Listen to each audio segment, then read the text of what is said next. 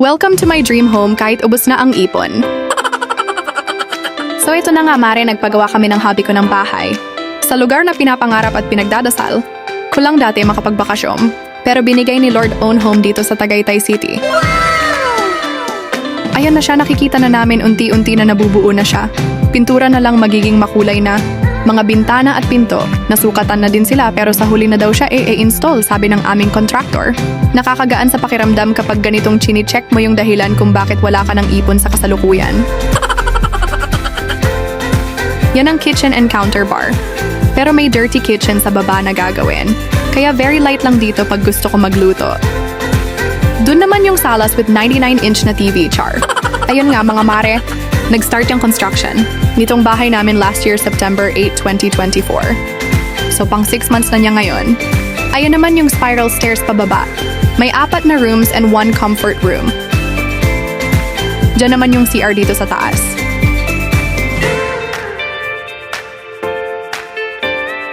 And entering our master bedroom.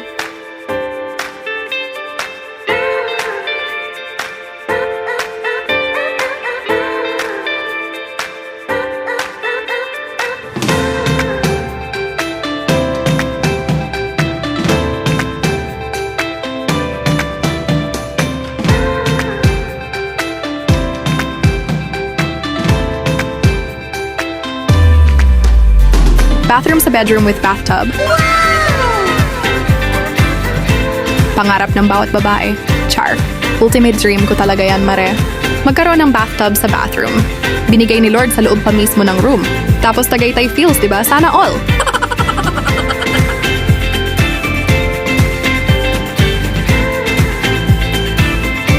Kulang pa ng division dito, Mare, at sliding naman ang door.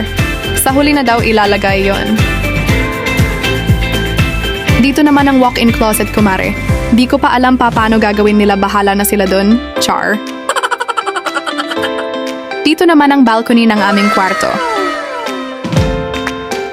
Di pa tapos, parang bulsa ko kapos na kapos. Char.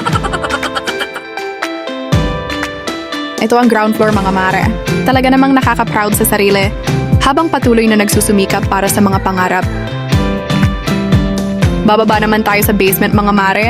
Yes, mga Mare, basement yung baba niya. Hinukay talaga nila itong baba namin. Kaya naman, may gabundok silang naipon na lupa sa likod bahay. Kaya naman may isang grupo na hahakot sa mga lupa para itambak sa bakantem lupa nila. Dun sa kung saan di ko na alam. Char. At babayaran namin sila, syempre mga Mare. Magastos talaga mga Mare magpagawa ng bahay. Kaya feel na feel ko talaga yung nakita kong post. Na ang sabi, kung gusto mo ma-stress, magpagawa ka ng bahay. So ito na nga mga Mare ang basement namin. 4 rooms and 1 comfort room. Magaan sa pakiramdam pala kapag mabigyan mo ng sari-sariling room mga anak mo kahit hindi kalakihan ang gusto nila kanya-kanya. Pagtapos nila sa taas, dito naman sila sa baba magpo-focus. Kaya konting kapit pa tayo mga Mare, matatapos din ang lahat ng nasimulan.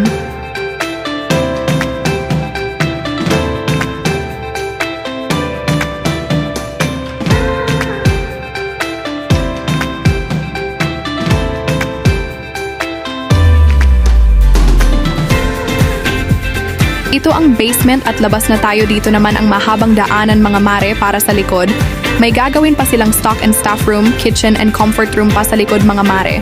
Kaya ayoko nang isipin pa ang gastos mga Mare. Basta kayod lang tayo ng kayod mga Mare. Tama? Tama.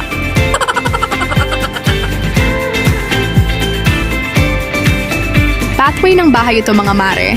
Kasya ang motor para pwede mag-park sa likod.